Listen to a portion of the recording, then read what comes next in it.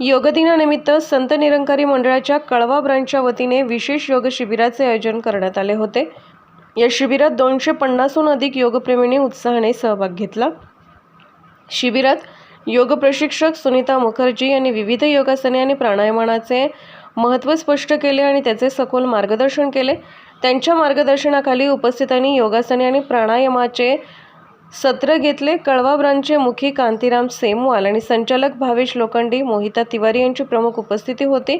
या कार्यक्रमात सहभागी झालेल्या लोकांनी योगाच्या सरावाने आपल्या जीवनशैलीत होणाऱ्या सकारात्मक बदलाची माहिती दिली। शिबिराच्या शेवटी सर्वांनी एकत्रित ध्यानधारणा केली, ज्यामुळे शिबिराचा समारोप शांततेत आणि समाधानी वातावरणात झाला।